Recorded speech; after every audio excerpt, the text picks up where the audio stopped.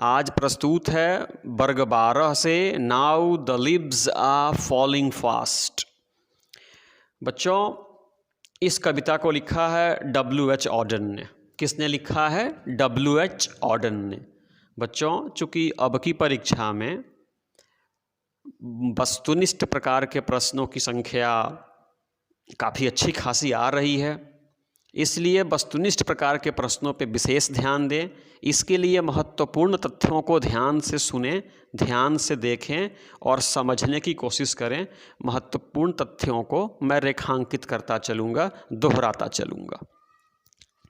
जी, तो हम लोग पढ़ रहे हैं now the leaves are falling fast, W.H. Odean. आइए W.H. ऑडेन के बारे में संक्षिप्त जानकारी प्राप्त करते हैं। W.H. Odean was born in 1907 and died in 1973। अर्थात W.H. ऑडेन का जन्म 1907 में हुआ था और इनकी मृत्यु 1973 में हुई थी। पहला, ये आपके लिए वस्तुनिष्ठ प्रकार के प्रश्न का जवाब हो सकता है।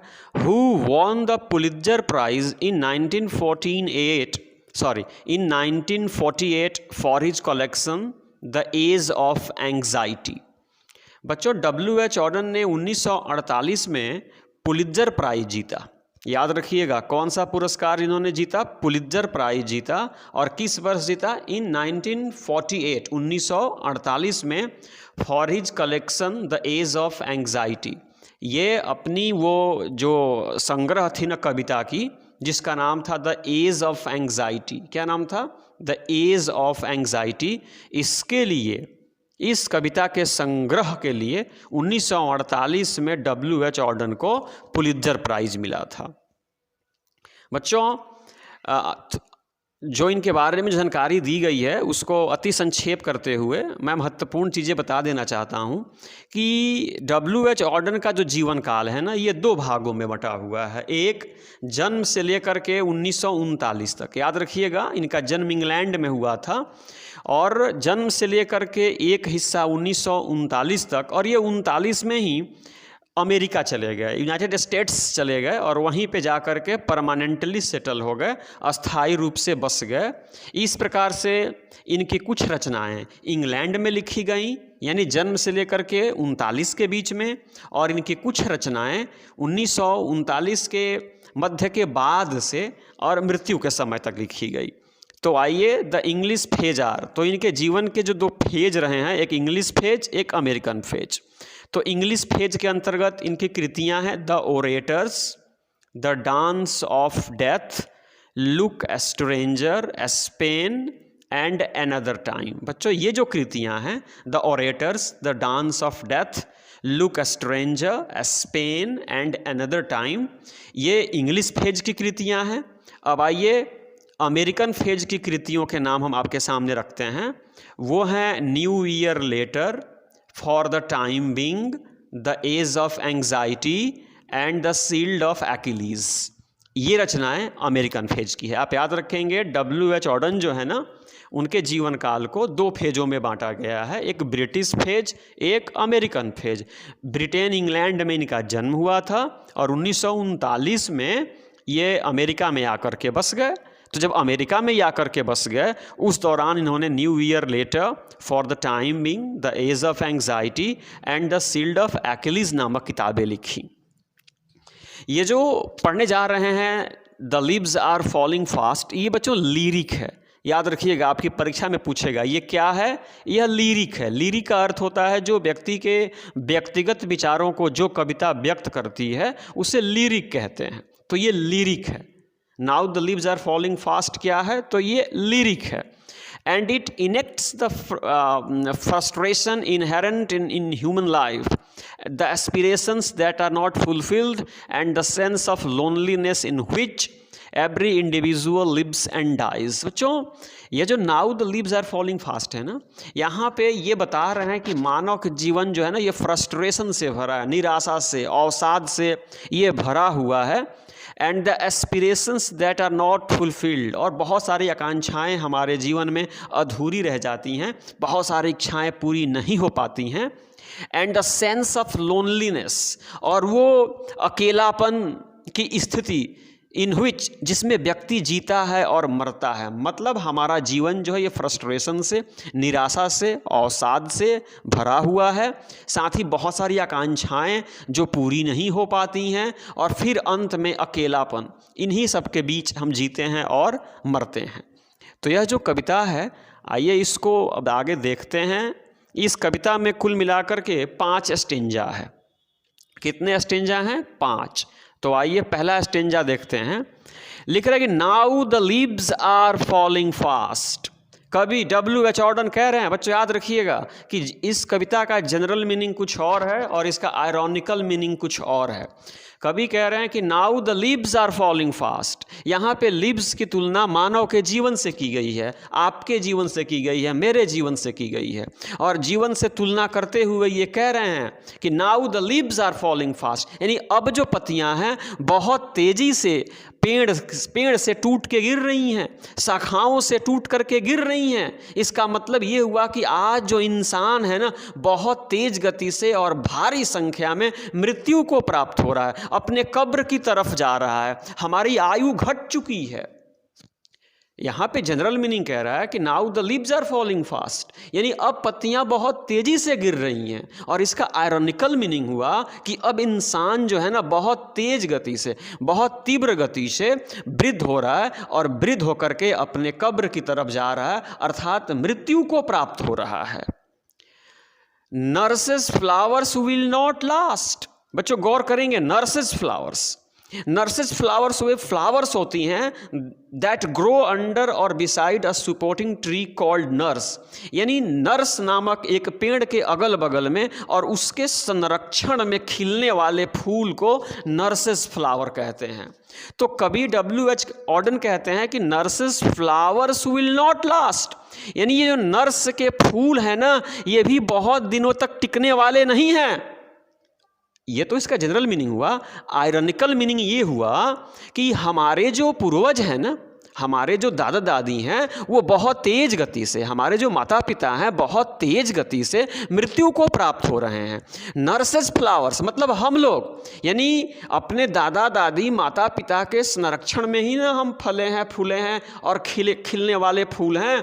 तो कह रहे हैं कि अब ये फूल भी विल नॉट लास्ट लॉन्ग, यानी अब ये फूल भी, यानी हम लोग भी बहुत दिनों तक टिकने वाले नहीं हैं।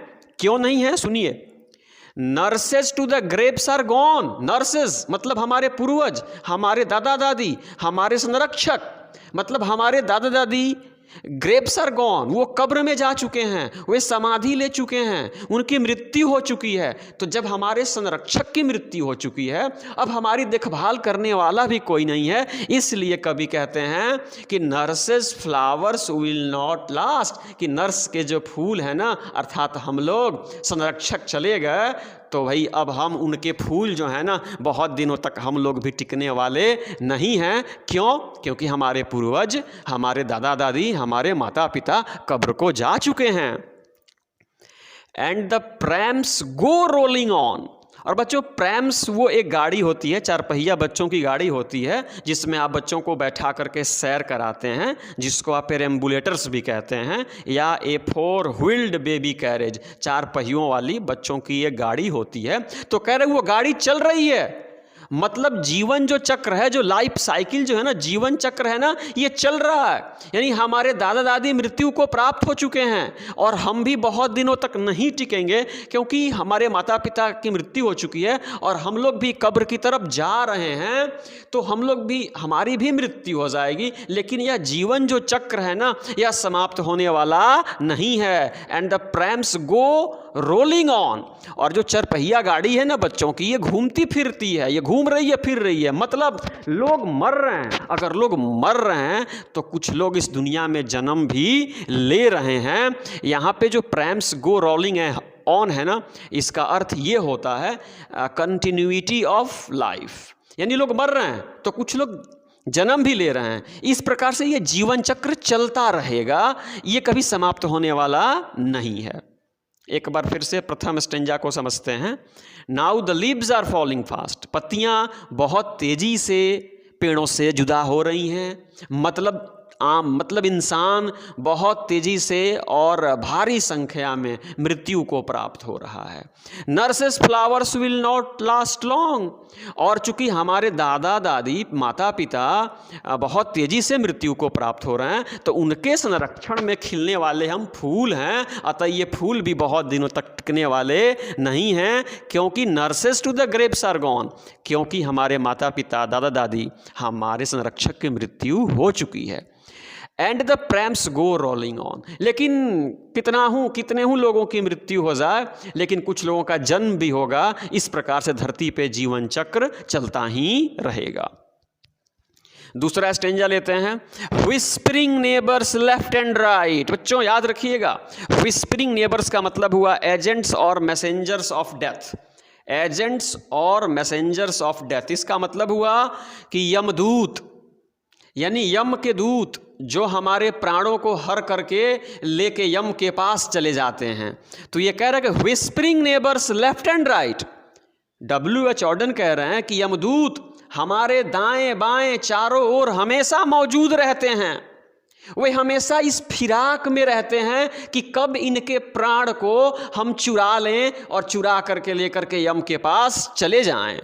ये कह रहे हैं whispering neighbours left and right, यानी यमदूत हमारे दाएं भी हैं, हमारे बाएं भी हैं, हमारे चारों तरफ हैं। And plug us from the real delight, और ये जो यम के दूत हैं ना, ये हमें प्लक करते हैं। जिस प्रकार से आप फूल के पौधे से फूल को तोड़ लेते हैं और फूल अपने माता पिता अपने पेड़ से अपने माता पिता से जुदा हो जाता है, और इस प्रकार से फूल जीवन की वास्तविक खुशी से अलग हो जाता है, उसी प्रकार से ये जो मौत के देव हैं ना, उनके दूत हमारे चारों तरफ दिन रात घूमते रहते हैं। क्यों? To plug us from the real delight, ताकि वे हमें हमारी वास्तविक खुशी से जुदा कर सकें, वे हमारे प्राण को हर लें, वे हमारे प्राण को हमसे छीन लें और छीन करके ले करके चले जाएं। यहाँ पे लिखा हुआ है कि plug us from the real delight. Real delight, वास्तविक खुशी क्या होती है? परिवार के साथ रहना ही वास्तविक खुशी है। और जब हम अपने परिवार के साथ मज़े में अपना जीवन यापन कर रहे होते हैं, उसी दौरान यम के दूत हमारे चारों तरफ मंडराते रहते हैं इस फिराक में कि कब इनके प्राण को हर लें और इनको जीवन की वास्तविक खुशी से जुदा कर दें। And the active hands must freeze lonely on the separate knees.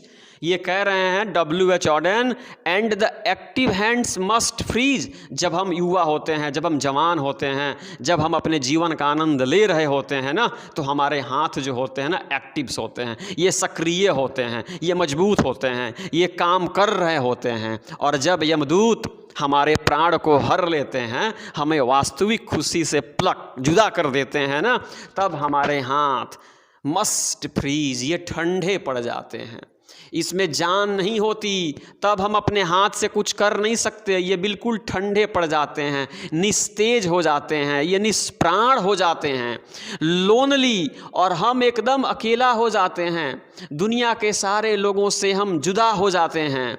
On the separate नीज, और हमें लेटा दिया जाता है और हमें सुला दिया जाता है, और हमारे दोनों हाथ सेपरेट नीज, हमारे दोनों घुटनों पे टिका दिए जाते हैं, उसमें कोई हलचल नहीं होती है, फिर हमारे हाथ पांव हिलते नहीं हैं, हम भी मृत्यु को पा लेते हैं।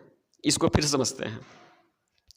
Whispering neighbours left and right, कभी कह रहा है दूसरे स्टेंजा में कि हमारे चारों तरफ वो यमदूत हमेशा मंडरा रहे हैं। क्यों मंडरा रहे हैं? To plug us from the real delight, ताकि वे हमारे प्राण को हर सकें, ताकि वे हमें हमारे परिवार वालों से जुदा कर सकें और हमें वास्तविक खुशी से वो अलग कर दें। और जब हमें वो यमदूत वास्तविक खुशी से अलग करते हैं ना, एक्टिव हैंड्स मस्ट फ्रीज, तो हमारे ये क्रियाशील जो हाथ होते हैं ना, ये ठंडे पड़ जाते हैं, अर्थात हम भी मर जाते हैं, दुनिया से जुदा हो जाते हैं, दुनिया के लोगों से जुदा हो जाते हैं, और हमारे दोनों हाथ हमारे दोनों घुटनों पे टिका करके हमें लिटा दिया जाता है और हम भी इस संसार से विदा हो जाते हैं। स्टेंजा नंबर 3 देखते हैं।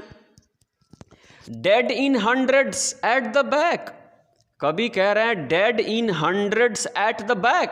अरे अगर विश्वास नहीं हो रहा है तो पीछे मुड़ के देखो, हजारों लोग, सैकड़ों लोग मरे पड़े हैं। Dead in hundreds at the back. अगर विश्वास नहीं हो रहा है तो पीछे मुड़ के देखो, सैकड़ों लोग मरे पड़े हैं। Follow wooden in our track. बच्चों, ट्रैक का अर्थ होता है कि लोगों के चलने फिरने से बना ऊबड़ खाबड़ रास्ता, उसको ट्रैक कहते हैं। और यहाँ पे वुडन जो लिखा है ना, इसका अर्थ हुआ इन वुडन कॉफिन्स, जिसको वो 100 पेटिका कहते हैं। 100 पेटी जिसको बोलते हैं, ताबूत जिसको बोलते हैं, जिसमें मृत शरीर को रखा जाता है और 4 व्यक्ति हाथ लगा करके जिसको उठाते हैं ना, उसको ताबूत बोलते हैं, कॉफिन्स बोलते हैं। तो लिखा है कि विश्वास नहीं हो रहा है, पीछे मुड़ के देखो, सैकड़ों मरे पड़े हैं। Follow wooden in our track. रास्ते में सैकड़ों लोग ताबूत में लिटाए गए हैं, सबकी मौत हो चुकी है, आप देख ही रहे हो। Arms raised stiffly to reprove. Arms का मतलब होता है हाथ, और ये जो हाथ उठते हैं ना प्रेम में, और ये जो हाथ उठते हैं ना प्रेम में, ये प्रेम नहीं है, ये छल है, ये कपट है, ये भ्रम है। इन फॉल्स एटीट्यूड्स ऑफ लव। कभी कहते हैं कि ये जो प्रेम है ना दुनिया में, ये छल है, ये कपट है, ये डिसेप्टिव है। ये लव जो है ना, ये डिसेप्टिव है। कह रहे हैं कि आर्म्स रेज्ड, यानी जो हाथ, वो कॉफिन्स को, ताबूत को, जो हाथ, 4 लोग जो कॉफिन्स को उठाए हुए हैं ना, जो आपके बारे में नाना प्रकार की प्रेम भरी बातें कर रहे हैं, वो प्रेम नहीं है, वो छल है, वो कपट है, वो भ्रम है। अर्थात कभी प्रेम के इस झूठे एटीट्यूड्स को भी आपके सामने प्रस्तुत कर रहे हैं। इसको फिर से देखते हैं। कभी कहते हैं कि अगर विश्वास नहीं हो रहा है तो पीछे मुड़ के देख लो, सैकड़ों मरे पड़े हैं, सैकड़ों लोग ताबूत में हैं, सैकड़ों लोग 100 पेटिका में रखे गए हैं, और उनको उठा करके जो लोग लेके जा रहे हैं ना, उनके भी हाथ जो है ना अगर उठे हुए हैं ना, तो वो भी उनकी निंदा ही करते हैं। और जो प्रेम दिखाता है ना, वो प्रेम नहीं है, वो छल है, वो कपट है, वो भ्रम है। आइए नंबर 4 में चलते हैं। नंबर 4 पर वो स्टेंजा में देखते हैं डब्ल्यू जॉर्डन क्या कहते हैं।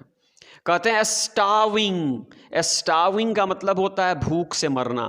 थ्रू द लीफलेस वुड, एक ऐसे वुड की बात करते हैं, एक ऐसे जंगल की बात करते हैं, एक ऐसे पेड़ की बात करते हैं जो लीफलेस है, जो पर्ण रहित है, जिसमें पत्तियां नहीं हैं। आप इस तस्वीर को देखिए बच्चों, आप इस तस्वीर को देखिए, एक पेड़ दिख रहा है, उस पर कोई पत्ती नहीं है, और बगल में एक बूढ़ा व्यक्ति बैठा है। एक पर्ण रहित पेड़ की जो स्थिति होती है ना, वहीं एक बूढ़े व्यक्ति की भी स्थिति होती है। यानी पेड़ों में पत्तियां नहीं है, मतलब पेड़ में जान नहीं है, कुछ नहीं है। उसी प्रकार से एक वृद्ध व्यक्ति जिसकी आंखें अब ढंग से देख नहीं सकती, जिसके कान अब ढंग से सुन नहीं सकते, जिसके दांत अब वो कड़े चीज़ों को काट नहीं सकते, जिसकी जीभ अब ढंग से आवाज़ नहीं निकाल पाती। यानी एक बूढ़ा व्यक्ति एक उस पेड़ की तरह होता है जिसमें पत्तियां ही नहीं होती हैं। तो क्या कहते हैं सुनिए, starving through the leafless would, trolls run scolding for their food, and the Nightingale is dumb and the angel will not come. इसका अर्थ हुआ कि starving through the leafless would, trolls run scolding for their food. बच्चों, जो trolls देख रहे हैं ना, trolls generally सच में वे लोग होते हैं जो दूसरों को दुख पहुंचाते हैं, जो अपराध करते हैं और जाति धर्म के नाम पर लोगों को बांट देते हैं। वैसे लोगों को ट्रॉल्स कहते हैं। ये दुष्ट लोग होते हैं, ये विकेड एंड अगली क्रिएचर्स होते हैं। तो कह रहे हैं कि starving through the leafless would, यानी पर्ण रहित जंगल में, पत्ती रहित पेड़ों के बीच जंगल में ट्रॉल्स जो होता है ना, वो घूमता फिरता है। Run scolding for their food, जो दुष्चरित्र व्यक्ति होते हैं ना, ये अपने भोजन के लिए घूमते फिरते हैं, लोगों को डराते हैं, धमकाते हैं। Starving through the leafless would, यानी जब इंसान बूढ़ा हो जाता है ना तो वह उस पेड़ के समान हो जाता है जिस पर कोई पत्ती नहीं होती है। एंड ट्रॉल्स रन, और उसके बीच ये जो दुष्ट किस्म के लोग होते हैं ना, ये अपने भोजन के लिए घूमते फिरते हैं और सज्जन व्यक्ति को डांटते फटकारते भी हैं, उसको डराते और धमकाते भी हैं। एंड नाइटिंगेल इज डम, और अब नाइटिंगेल बुलबुल अब ये भी चुप है, ये भी मौन है, ये भी तराने नहीं गाती, ये भी डर गई है। And the angel will not come, और अब कोई देवदूत भी आने वाला नहीं है। मतलब कि व्यक्ति जब बूढ़ा हो जाता है तो वह लीफलेस वुड की तरह हो जाता है, वह पर्ण रहित एक पेड़ की तरह हो जाता है। और फिर ये देखिए, ये बूढ़े व्यक्ति जो है ना, एक पर्ण रहित पेड़ की तरह ये अपने जवानी के दिनों के बारे में सोच रहे हैं कि कैसे मैं भी जब जवान था तो दौड़ता था, आँखों से देखता था, कान से सुनता था और अपने दांत से कड़े चीज़ों को खाता था और चबाता था। उसको ये याद करते हुए कह रहे हैं एंड नाइटिंगेल इज डम, अब मैं बूढ़ा हो गया हूँ, अब मेरे अंग काम नहीं करते हैं। मतलब अब बुलबुल जो है, नाइटिंगेल है, ये चुप है, अब ये तराने नहीं गाती। And the angel will not come, angel का मतलब बच्चों होता है देवदूत। और ये कह रहे हैं जब इंसान बूढ़ा हो जाता है ना तो कोई देवदूत भी उसको फिर से जवान नहीं कर सकता। तो ये बूढ़ा व्यक्ति कह रहा है कि the angel will not come, यानी अब कोई देवदूत भी हमें हमारे पुराने दिनों को लौटा नहीं सकता। आइए इसको फिर से एक बार देखते हैं। Starving through the leafless would, एक बूढ़ा व्यक्ति भूख से मतलब यहाँ पे कहेंगे कि प्रेम से, यानी कोई व्यक्ति इसका साथ नहीं देता, बूढ़े व्यक्ति को का कोई साथ नहीं देता। Trolls run scolding for their food, और जो दुष्चरित्र लोग होते हैं ना, वे बूढ़े लोगों को परेशान भी करते हैं, डराते हैं और धमकाते हैं। और बूढ़े लोग अपनी जवानी के दिनों को याद करते हुए ये कहते हैं कि नाइटिंगेल इज डम, अब बुलबुल तराने नहीं गाती, मतलब अब इनके शरीर के जो अंग है ना, इनका साथ नहीं देते। And the angel will not come, और ऐसा कोई देवदूत भी नहीं है जो आए और इनको फिर से हरा भरा कर दे, फिर से सूखे पेड़ पे पत्तियां ला दे, वैसा एंजल भी अब आने वाला नहीं है। आगे क्या कहते हैं अंतिम स्टेंजा में, देखिए लिखा है कोल्ड इम्पॉसिबल अहेड, लिखा है बच्चों कोल्ड इम्पॉसिबल अहेड, यानी बुढ़ापा, कोल्ड मतलब बुढ़ापा, impossible ahead, lists the mountains lovely head, यानी एक बूढ़ा व्यक्ति पहाड़ की खूबसूरत चोटियों को देखता है, सुंदर सुंदर चीज़ों को देखता है, लेकिन चूंकि शरीर बूढ़ा हो गया है, वह बीमारी से ग्रसित है, अब उसके लिए चलना फिरना बिल्कुल मुश्किल हो गया है, वो हताशा निराशा से भरा हुआ है और मृत्यु के दरवाजे पर खड़ा है। इसलिए कहा है cold impossible ahead, lists the mountains lovely head, ये कह रहे हैं कि पहाड़ों की सुंदर सुंदर चोटियाँ है ना, अब कोल्ड है, बहुत ठंडी है, यानी इनकी पहुंच से एक बूढ़े व्यक्ति जो बीमारी से ग्रसित है, दुख कष्ट से पीड़ित है, हताश है, निराश है, बीमार है, उसके लिए अब उन चोटियों पे पहुंचना इम्पॉसिबल है, असंभव है। अब ये फिर मतलब वो कार्य, वो सुख नहीं भोग सकते, जीवन का उस प्रकार से ये आनंद नहीं ले सकते। एक बूढ़ा व्यक्ति जिस प्रकार से ये जवानी में अपनी दिनों का आनंद लेते हैं, उस प्रकार से अब ये अपने जीवन का आनंद नहीं ले सकते। इसलिए कह रहे हैं कि पहाड़ों की लवली हेड, पहाड़ों की सुंदर चोटियाँ बहुत ठंडी है और अब असंभव है उन सुखों को भोगना जिन सुखों को हम भोग चुके हैं। Whose white waterfall could bless travelers in their last distress। बच्चों यहाँ पे आपसे प्रश्न पूछेगा कि ट्रैवलर्स कौन है, तो we are the travelers, travellers हम हैं, हम इंसान क्या हैं, हम यात्री हैं। किसके यात्री हैं? जीवन के यात्री हैं। तो यहाँ पे W.H. ऑर्डन कह रहे हैं कि अब वे सुंदर सुंदर चीज़ें हमारे बस की नहीं हैं, अब हम उनका आनंद नहीं ले सकते, लेकिन उन पहाड़ों की चोटियों से whose white वाटरफॉल, जिसकी सफ़ेद झरने, या वाटरफॉल्स का मतलब होता है जलप्रपात, जब पहाड़ की चोटियों से पानी नीचे धरती पे गिरती है ना, उसको वाटरफॉल या जलप्रपात कहते हैं। तो आपसे प्रश्न पूछेगा कि जलप्रपात जो है ना किस रंग का है, आप कहेंगे व्हाइट। किस रंग का है? व्हाइट। और ट्रैवलर्स कौन है? तो we are the travellers, we the human beings, हम इंसान, मानव, हम यात्री हैं। तो ये कह रहे हैं कि बूढ़ा व्यक्ति पहाड़ की चोटियों, सुंदर चोटियों को देखता है और कहता है कि अब हमारे लिए ये असंभव है, अब हम वहाँ तक नहीं पहुँच सकते, मतलब जीवन का आनंद, जीवन के इस अंतिम पड़ाव में अब नहीं लिया जा सकता।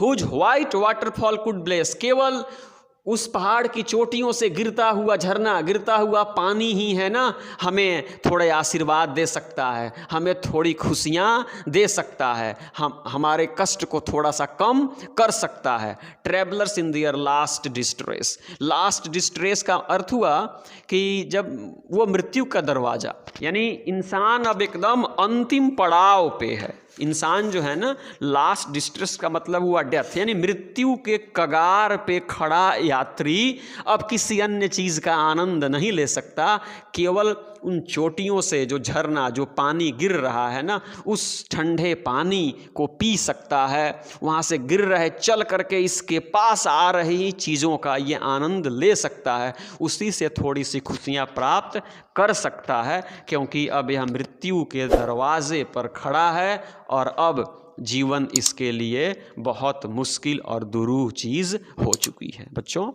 इस कविता में W.H. ऑर्डन हमें जीवन की सच्चाइयों से रूबरू करा रहे हैं।